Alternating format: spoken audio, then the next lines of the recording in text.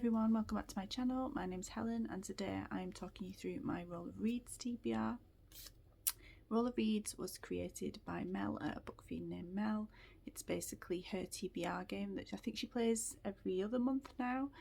So it's kind of loosely based on D&D, which I don't play anyway, but this game you don't need to have done that to take part and have fun.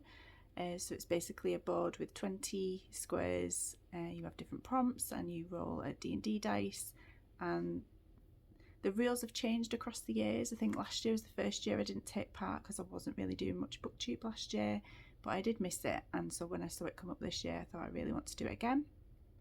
So I won't say too much more about the game. I will list Mel's announcement video below and you can go through all the rules, and it's probably best you do that because the rules have changed slightly and there are punishments and rewards and lots of different things, so definitely go on there and check it out. She's got other hosts as well, so I'll let you go and check their channels out, and they've got reads that you can pick from as well. So without further ado, here I will put the video of me and my family playing this game because it was very much a family affair. We'd just come back from holiday. I'd already set the board up before I went, and I mentioned to my daughter that I needed to do the rolls. She wanted to be involved, and then my lovely husband did the camera work for me. So I will play the whole video now of the game, and then I will come back to you and talk you through what I chose. So I have 3 assistants helping me today. I've got Andy doing the camera work. Hi. I've got Sophie doing the rolls. Hello! And I've got Treacle, who's just a silent, hopefully, observer. So we're going to do 6 rolls and see how we go. So Sophie, if you do the first roll. What's that? 14. 14. So find number 14. There. Right, do you want to... First Nations author. Right, so... I'll replace that. Okay, go again. 19. That was close to 20. Go on, 19. 19. Sorry, it's my writing. Oh, Aurelian prompt. I think that's somebody's readathon that they've done, and it'll be one of the prompts for that. Do you want to fill that one up? Yeah. So I'll have to look into that one. I'll have to look into both of them so far. Right, next. Roll.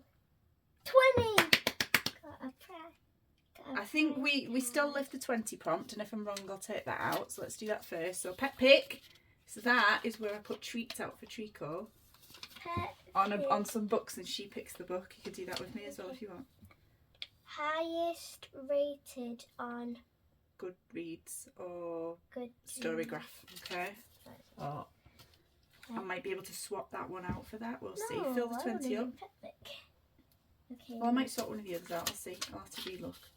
Right, so what are we on now? We've got another 3 to go. 12. Right here. It's kind of like an advent calendar, but we're just doing it randomly. New to you author. So an author I haven't read before. Okay. And then we'll move that right up. Okay. And roll. 9. This one. Blinded pick. A blind pick. I'm not quite sure how I do a blind pick. I Do think you what I just might shut do is your pick eyes it, and then just pick? possibly, random or I one? might pick a number and then just go along on my bookshelf and find that. But fill that last one, and hopefully this is our last one. Well, it should be, because unless you get a 1 and I get a punishment. 20! We didn't get it 3 times, so it's fine. So what's the thing first? The prompt is a middle grade or YA. See, the 2 I've pulled for the 20 are the ones that I'm keen on, so I'm not getting rid of them prompts. What does that one say? Replace Andy prompt. Any prompt. With a paste 5. Don't replace Andy. Alright. It just looked like that as well. Replace any prompt with a host's fave. Sorry about my writing. Okay. So... Is that it? Yeah. Or do we do it? Oh. No. Well, what I might do, I've picked the 6 now and I've got those 2 rewards. So if in the month I read really quick, then we'll come back and we can do a round 2 and you can roll for me again. Okay? So we basically have 8 because of the 2 prize cards. Well, no, because what I might do now, I think with the rewards, you can replace some prompts. So I might replace one with the highest rated on Goodreads, and I might replace, I can replace any with a horse fave. Can we do pet pick now? Yeah. So I think you'll agree that the game went quite well for me, or at least I think it did. So I got 2 rewards you'll see from the game. One was to replace any of the prompt with a horse fave, and I can do that with any prompt, so that was good. And then when I picked out pet pick, I also got a reward that I could replace that with the highest rated on Goodreads or Storygraph. Now, I don't have all of my books on Goodreads or Storygraph, so it's would have been pretty hard for me to kind of look for the highest rated in that. Also, I don't know if you heard, but Sophie really desperately wanted to do pet pick, and I've never done that before with Treacle, so I've decided to get rid of that reward. I don't mind not having it highest rated on Goodreads, that's fine. But in terms of replace any prompt with a horse fave, I then went through the other prompts to decide if there was any prompts I would do that with.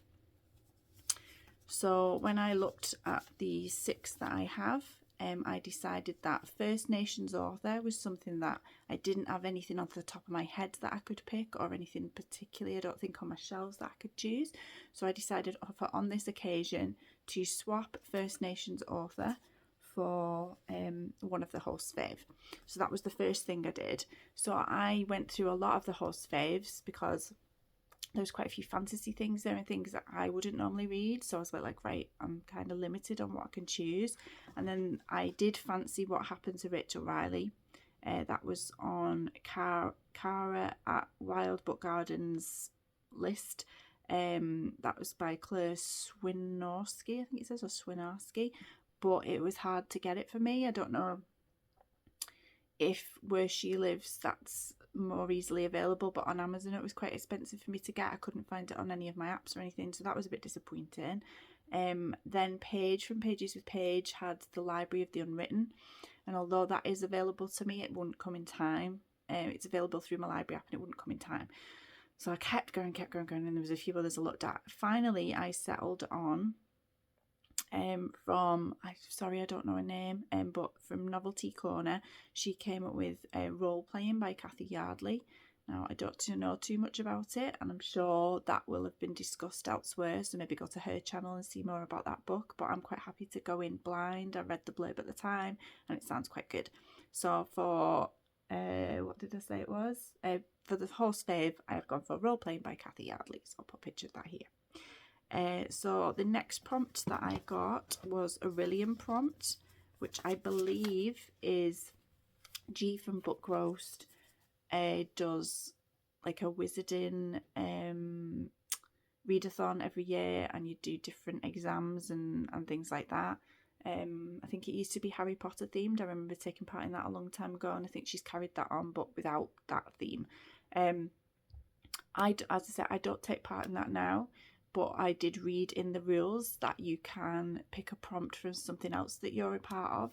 So I'm doing the Respect Romfic 42 book challenge, which is 3 books on the City and Simon & Schuster, and I've only done 4 or 5 of them so far, and obviously there's 42, so I thought this was a good way to get one of those ticked off. So that prompt that I'm going to be doing is a book with a name in the title, and I have decided to go with Maya's Laws of Love by Alina Kawaja, and this is one that was sent to me by Simon & Schuster because I'm on the book tour for it. I have to have it read by the first week in April because I am the last person on the blog tour. I think my date is 6th or 7th of April. So I thought if I read this at the end of March, it will be within this readathon, so that ticks it off of that, and it ticks a prompt off the challenge that I'm doing. But it also makes sure that I've got plenty of time to decide what I think about it, ready for me reviewing it for the blog tour. So this says, Maya Mirza is so convinced she's unlucky in love and life that she's come up with a list of laws to explain it. Most importantly, no number 1. Anything that can go wrong will go wrong, but that's about to change. Maya's headed to Pakistan for an arranged marriage with a handsome, successful doctor. First comes marriage, then comes love. She's sure of it, except law number 6. Trips are never smooth sailing. When a storm leaves their plane grounded in Switzerland, and when I read that I thought I could have used this for Eurovision-a-thon, but never mind. She's stuck with Sarfaraz, her cute but grumpy seat partner. The unlikely travel companions become reluctant friends and maybe something more. Law number 4. When you think you're lucky, think again. Before long, Maya wonders if she's been struck with the ultimate misfortune, finally meeting the right man at entirely the wrong time. But maybe rules are meant to be broken and detours can be embraced. So I think that sounds really light-hearted, something that I will be ready for by the time the end of March comes, because I find if I have read a lot of books that I have had to pick based off prompts that I haven't naturally just mood read, by the time the end of the month comes, I'm kind of ready for something light-hearted because I've probably pushed through a few books that I wouldn't normally pick. So yeah, Maya's Law of Love for the Aurelian prompt or for the Respect Romfic challenge. The next one I got was Pet Pick. You'll have seen the lovely Treacle helping me pick this one. Sorry. It's over there. Pick one. Where are the treats? It's on the book. There's treats on the book. What's there? She's not looking. She doesn't know what it is. Oh, there's one there. She's just going to pick the one next to it now, isn't she? Where are the others, treats? Treacle, there's some on the book. There's some on the book. Oh, there you go. So we've got The Female Persuasion by Meg Wolitzer. Thank you, Treacle. Oh, here we go. She's just going to enjoy the others and slobber on my books. Yeah. What about this one, Treeks? There's one on that one too. But she picked the female one. Fair. So I put 4 books out. You'll see the books there in the video, so I won't need to say it again. And so she went for the who was this one, wasn't it? Yeah, The Female Persuasion by Meg Wolitzer. I got this. It was withdrawn from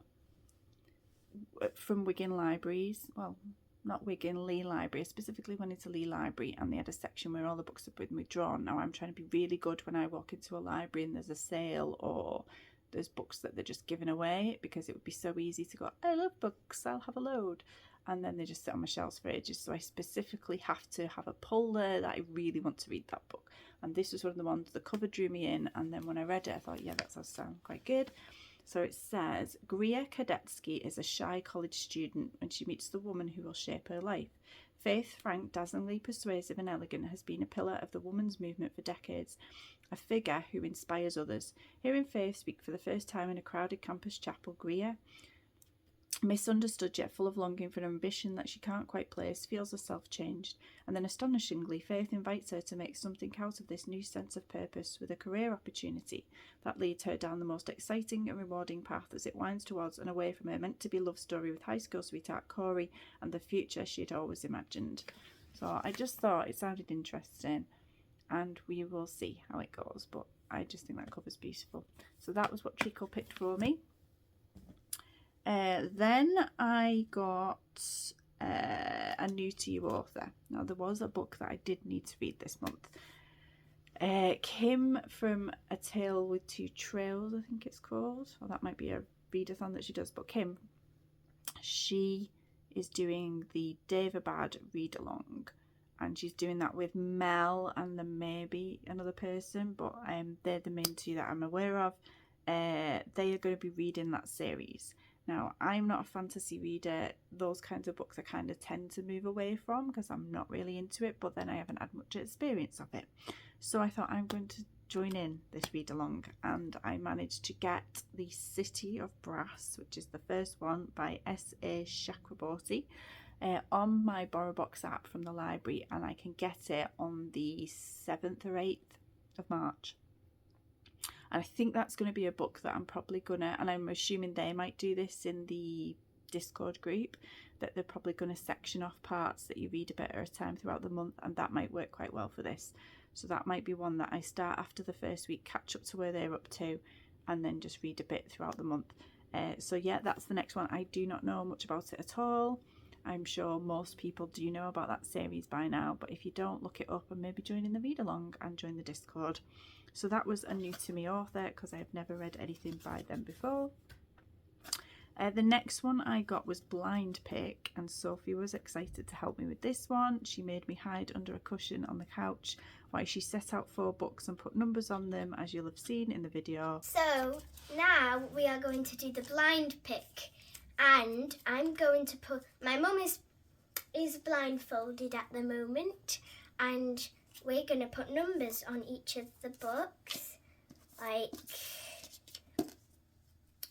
that, just randomly, and she is going to pick a number, and whatever number is on that, whichever book has that number on it that she picks, 1 through 4, she will get to read next. Right, Mum, pick your number. 3. And she got Second Chances in Newport Stephen, wrote by T.J. Alexander. Thank you, Andy and Sophie. Did I pick number 3? And that was Second Chances in Newport Stephen by T.J. Alexander. I recently went away for a week, and during that week I was supposed to be on a Zoom call with Simon & Schuster, Team Book in the City. It was an event that I could have gone to in London in person if I'd have wanted, but that would have been pretty difficult for me anyway. But I got the Zoom link and I went on it, and there was 13 authors there, like romance authors, all talking about their book, giving a little excerpt from it. They did a Q&A. I could only stay for an hour and a half because I was on holiday and didn't want to be away from my family for too long. But when I came back, 4 of those books were waiting for me in a parcel, along with excerpts from a lot of the other books as well. So that was really lovely. And this was one of them. So yeah, Second Chances in Newport Stephen by T.J. Alexander. It says, a trans man returns home after his career goes up in flames, only to cross paths with his high school ex. Eli Ward hasn't been back to his hometown in ages. Post-transition and sober, he's a completely different person from the one who left years ago. But when a scandal threatens his career as a TV writer and comedian, he has no choice but to return home for the holidays. He can only hope he'll survive his boisterous, loving but often misguided family and hide the fact that his dream of comedy success has become a nightmare.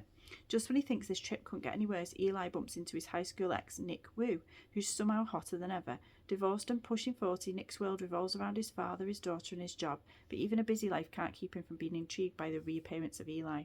Against the backdrop of one weird Floridian Christmas, the two must decide whether to leave the past in the past or move on together. Sounds really exciting and interesting, so I am here for it. And then the final prompt that I got was middle grade or YA. And so I really wanted to carry on with this series, and this is something that I ordered while I was away on holiday because I'd finished the 2nd book in the series while I was away. Harder to get here for some reason. I'm assuming it's easier to get in America, and the 4th one was even harder. I've got to wait till March to get that. But it's Rivals, American Royals. I ordered this off Amazon, but not from Amazon, like an outside seller, and it come in a World of Books packet, so I'm assuming it's come through Ziffit or one of those places, but I was really not. I mean, I didn't pay tons for it, but I'm not impressed really with the condition. It's not in a great state.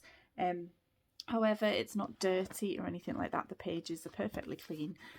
So I will be reading it and then doing what I usually do and getting rid of it. I may even send it back to Ziffit myself, and they can decide for themselves what they do with it. If they're going to send it to me, I will send it back to them.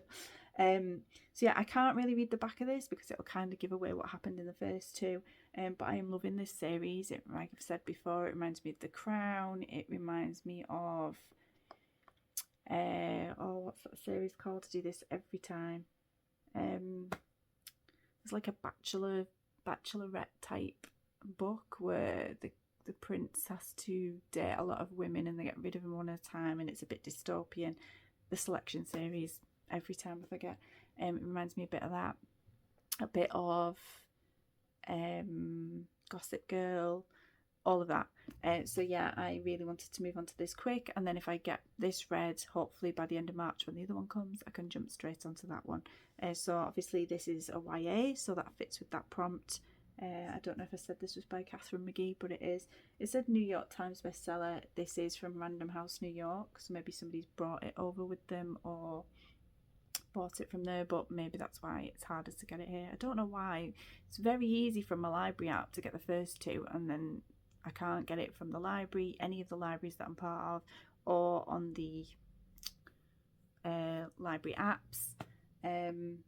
So yeah, the last two just harder to get hold of, but I am going to be reading that. So there are them all, these four, and then City of Brass and role playing. And so I've done 6 for now, because with the job that I'm doing at the minute, I'm working from the afternoon till the evening. I'm not getting a lot of time to read. I try and read on my break. I sometimes get 45 minutes, sometimes get an hour, depending on when I get into work. And so I'm not going to read 2 a week like I thought I could get through. And so I've picked 6. And I think Sophie will be glad if I read them quickly, because I think she really wants to have another go at Roll of Reads. So I've left the board with the prompts on that are left, that we left it in, so that I can unroll it and we can carry on again. It was a bit makeshift. Sophie had one of those IKEA wallpapers that kids can have where you can colour it in. So I just ripped a piece of that off and drew the board. Used some of her post-its to do that. She's obsessed with post-its. And just quickly wrote them all on, and that's why my writing was so hard to read. But yeah, I'm pleased with the 6 prompts I got. We got 2 20s, which meant 2 rewards, but it also means if I get another 20, then I get a punishment. So if I do roll again, I'm hoping not for a 20 this time. Yeah, and still highest rated with Goodreads and Storygraph. I suppose I can keep hold of this one if I have another round of it, but like I said, my books aren't on there, so unless I start looking through my abandoned list of all the ones that I kind of give up on and do highest rated there, maybe that would be a challenge, but I see that as a bit of a punishment as well. We'll see.